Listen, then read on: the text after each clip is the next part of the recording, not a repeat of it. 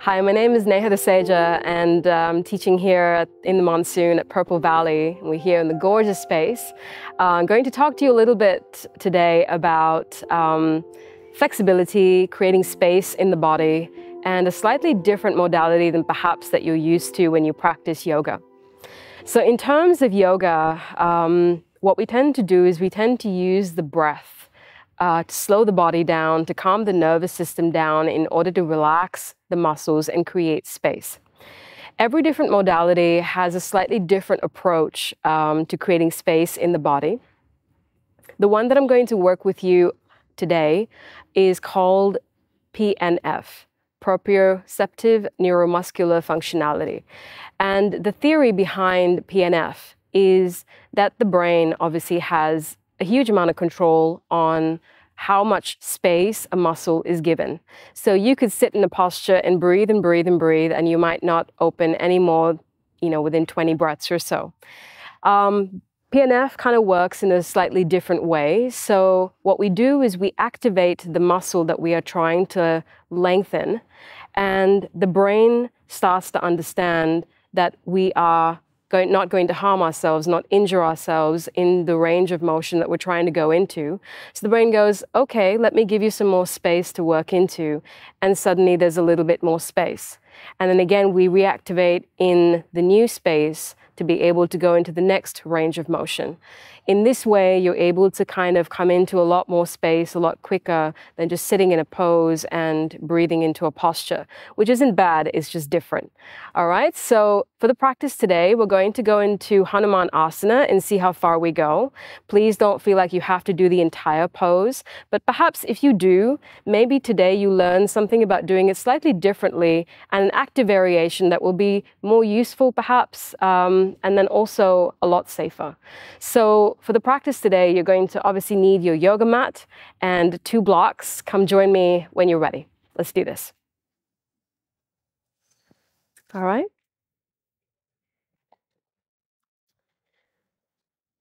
Okay.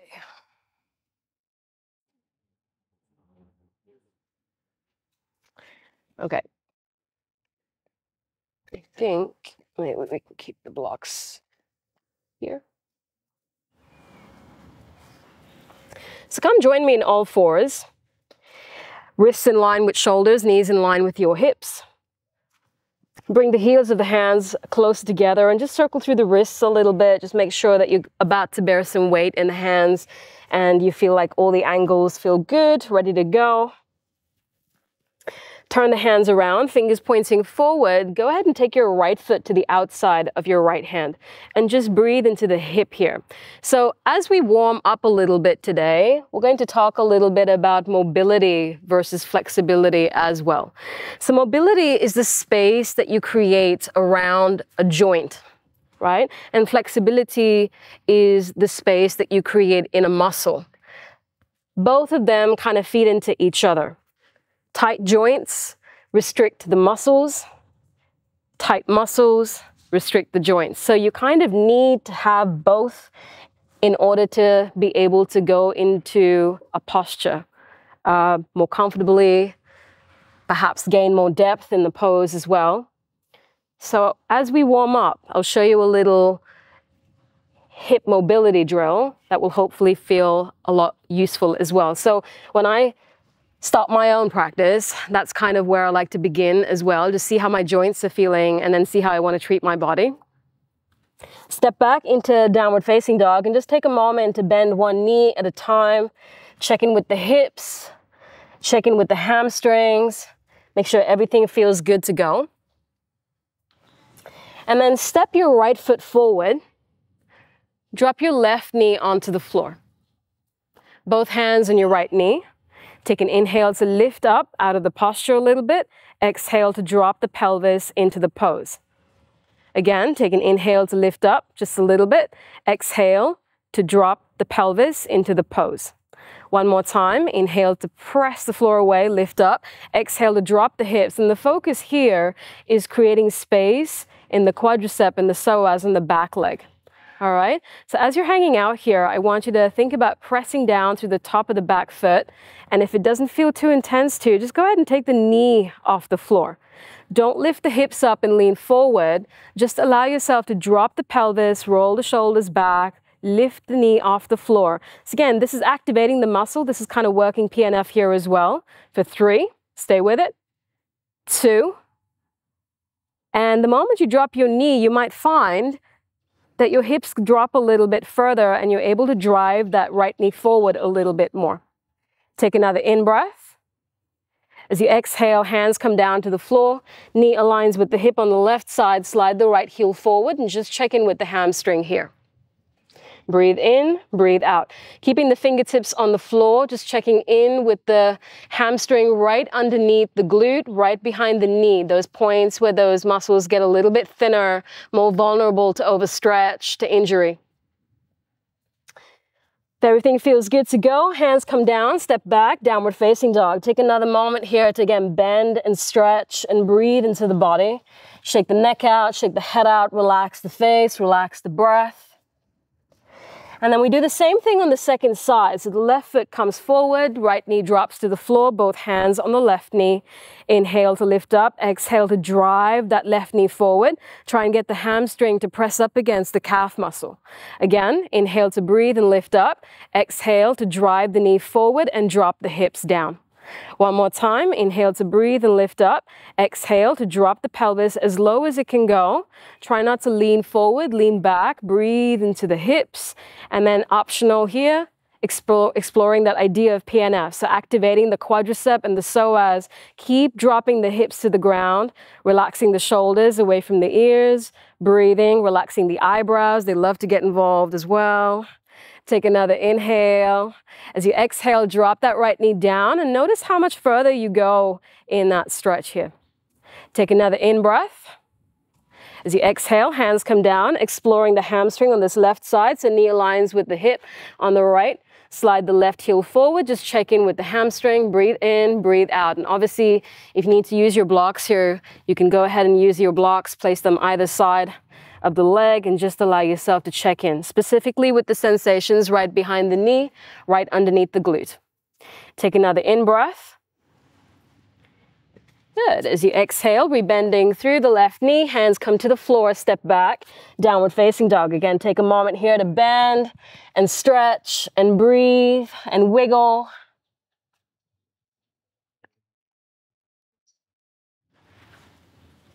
Good. Right foot steps to the outside of your right hand, left foot steps to the outside of your left hand, coming in Malasana. Press the arms against the inner knees or inner thighs, roll the shoulders back, lift the chest up. Breathe as you drop your tailbone to the ground, try and lift and lengthen through the spine, actively reaching the crown of your head up towards the sky. Take another inhale. As you exhale, hands go back behind you, sit down. Okay? So we start, and these are all progressions. All right, working in the level that feels absolutely right for your body is the best place to be, okay? Hands go behind you. Just going to start by dropping the knees to the right and then to the left. To the right, to the left. Again, right and left. If this feels easy and doable, we can up level a little bit here. So you're going to take your hands off the floor, extend the arms forward and go right. And then as you're traveling to the second side, just roll back and drop the knees to the side. So you don't start walking or traveling forward on your mat. Roll back and to the right, roll back and to the left. One more time, each side. Right and left, right and left. Now, if you can do a little bit more, I'm going to encourage you to extend your arms forward. Just do one leg at a time. So, right knee in, right knee out. Right knee in, right knee out. 3 more. In, out. 2 more. In, out. Last one. Internal rotation at the hip. External rotation. Hold the external for 3. Good. 2. And 1, come back to center. Same thing on the left side. Here we go. So notice as I'm doing this, that my torso is not moving. All right, so the movement is coming from the joint itself. So try and keep that opposite leg flat on the floor. The foot is flat on the floor and the knee ideally pointing up to the sky, which you can also see, I'm not there yet, so I'm still working on this too. Right, one more time. And out and hold the external rotation for 3. 2, 1. Good. Last place you can try this out is actually coming into Malasana. So same thing in Malasana. Keep the left arm connected with the left inner thigh, and then just the right knee to the floor, and then out towards the floor on the opposite side. So that external rotation, you can see even for me, long way to go there. 3, and out. Come onto the inside arch of the foot, come onto the outer edge of the foot. 5, and hold the external rotation for 3, 2, 1. Again, second side, torso stays in the center, movement coming from the hip. Keep going. 3, and out. 4, and out. Last one. 5, out, hold. 5, 4, 3, 2, and hands down, forward folding over the legs. Take a moment to breathe in, breathe out. You can take your hands to the backs of the calf muscles. Allow yourself to just fold over the legs. Breathe in, breathe out. Starting with a little bit of a bend in your knees here perhaps as well. So noticing if there is tightness that lives below the hamstrings and above the hamstrings that you want to address here too, right? The hamstrings don't live in isolation. We always think we have issues and tightnesses where we feel them. But tightnesses and limitations and restrictions can exist in places above and below in the connections. Relax the head, relax the neck. Take another inhale. As you exhale, sit down. Same thing, different plane. Extend both legs forward. So again, we're gonna work a little bit on PNF here. So I don't want you to reach forward in Paschimottanasana and grab your big toes straight away. Take an inhale to reach the arms up. As you exhale, just reach the arms forward. Keep the legs straight, the pinky toes pointing straight back towards you. Feet are flat to the front of the room, right? And extend the arms forward and just breathe. 5, 4, keep reaching. So actively reach with the arms and start to notice where you're feeling the stretch actually happen. Where are you feeling the sensation along the back line of the body? Go ahead and place your fingertips on the floor wherever they land. Take a moment here. Breathe in, breathe out. Good, and we go again. Extending the arms forward, reaching through. Breathe. 5, 4, actively reach as if you're trying to touch something that's just out of your reach here. 3, 2, and 1. Place your fingertips on the floor. So if you've actually gone past your feet, you can take one of your blocks for this last part and come into a little bit of a passive stretch, maybe even both blocks if you need to. If you're reaching for your toes, start with your knees bent, rolling the shoulders back, lifting the chest up. Keep the belly connected with the thighs as you come into Paschimottanasana. Rolling the shoulders back, dropping the elbows to the floor. Inhale, exhale for 5, 4, 3, 2. Deep inhale, deep exhale.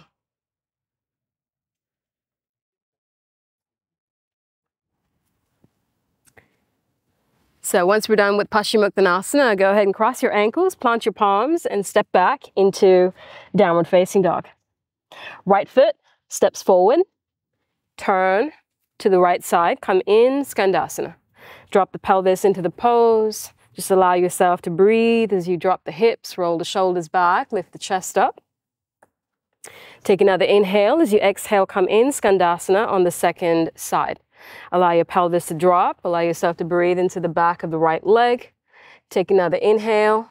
As you exhale, let's go ahead and come in the Hanuman Asana. So keep your blocks close. We're going to start to come into a little bit more of an active posture here with Ardha Hanuman. So when the fingertips are on the floor, you maybe notice that you might not tend to kind of engage the quadriceps so much and just kind of hang out in your hamstring. Probably not the safest thing to do in terms of your hamstring safety.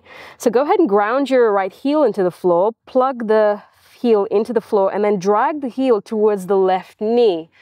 Adduct your thighs like you've got a block in between your thighs. Engage your quadricep and take your hands off the floor. Interlace your fingers behind the head, take the elbows wide. Take an inhale here. As you exhale, fold over the right leg. Let's do this twice more. Take an inhale to lift up. As you exhale, keep pulling the kneecap up to be nice and safe in the hamstring. Let's go one more time. Inhale to lift the torso up. As you exhale, fold over the right leg, holding position here for 3. Good. 2. And 1. Great job. All right, so from here, if your leg is straight, we start to work the flexibility on the back leg. What tends to happen with Hanuman Asana most times is the leg in front of us is the one that we tend to focus on. This leg can't do any more than it's doing. This hamstring is working as hard as it possibly can to lengthen and do a good job for us. So starting to slide the heel forward only starts to compromise the sacrum, all right? And you don't want to come into Hanuman Asana this way. You want to keep the pelvis neutral, the lower back safe, the sacrum neutral as well. So keeping the right heel exactly where it is. When the knee is in line with the hip on the left side, keep the right leg where it is and start to work on walking the back leg back a little bit further. So for most of us, it's not the hamstring on the front leg that's the issue. It's the psoas and the quad on the back leg that we tend to need to address. And we're going to do a little bit of PNF here. So if you need to, grab your blocks. If your hands are not coming down all the way to the floor, and the blocks can go at whatever height you choose to have them. Keep your torso lifted. Try not to lean too far forward. And then just like we did as part of the warm-up, press into the top of the back foot and take the back knee off the floor. Engage the quad on the back leg. Engage the psoas on the back leg, which is our left side. And then press the right heel forward. Keep engaging the quad and pulling the kneecap up on the front leg here. Holding for 3. Soften the elbows. Relax the shoulders. 2, lift the torso up. Keep dropping the pelvis to the ground as you lift the back knee off. Take another inhale. As you exhale, release the back knee to the floor and see if you've gotten a little bit more space to come into. You can walk the back leg back a little bit further. If you want to be super hardcore here and work into your active front splits, you can start to tuck the back toes under, drop your pelvis as low as it will go, take the back knee off the floor, and take the arms up into the sky. So you see you're not kind of resting in this pose here, you're just really allowing the legs to work hard. Holding for 3, stay with it, 2, and 1. Place the hands on the floor, on the blocks, wherever you want to come into your passive variation for Hanuman Asana. Keep plugging the right hip back and dropping the left hip down. Try and level off your pelvis, keep the shoulders lifted, and the arms can go any way you want them to. Breathe in, breathe out.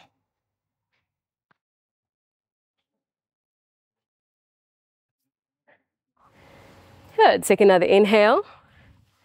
As you exhale, slowly rebending through the right knee. Hands come down to the floor, step back, downward facing dog. Take a moment to just notice the difference between one side to the second side.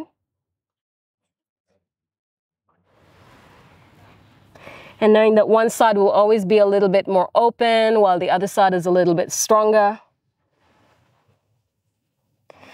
And let's come into Skandasana on the second side. So dropping the pelvis into the posture, hopefully feels a little bit more open second time around. Keep breathing into the hips, lifting the chest up, push the floor away, second side, Skandasana.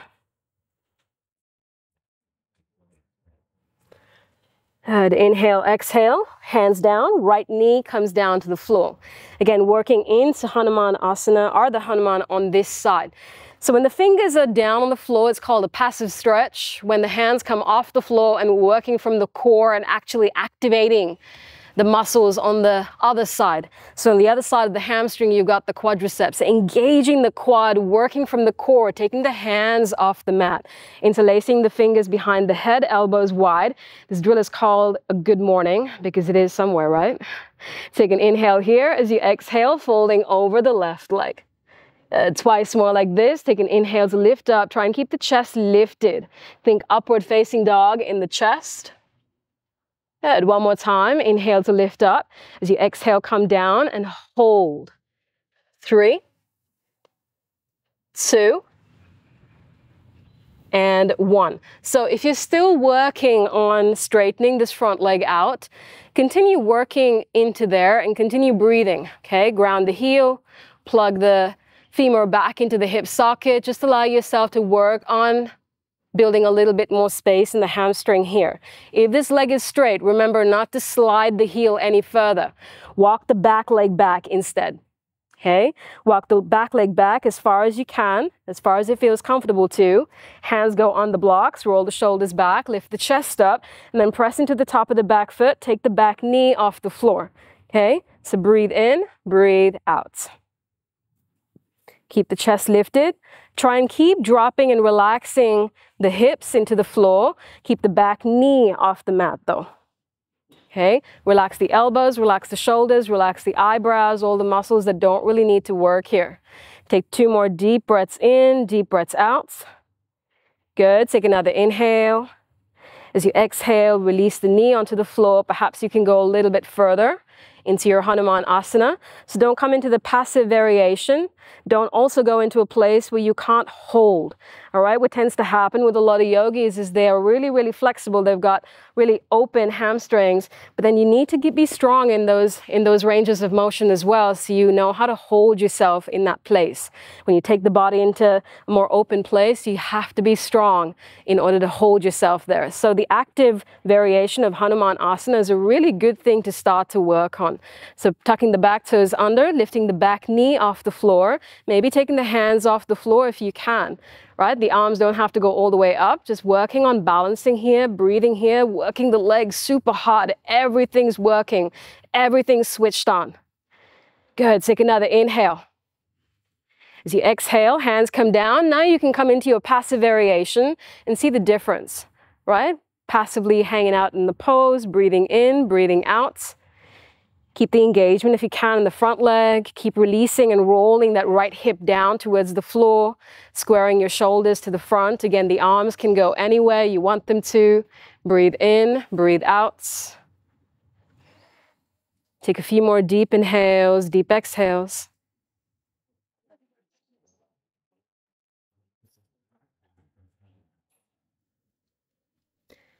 Good. And then as you're ready, hands come down to the floor, rebending through the left knee. Step back, downward facing dog. Take a moment to check in with both legs. Make sure everything feels good.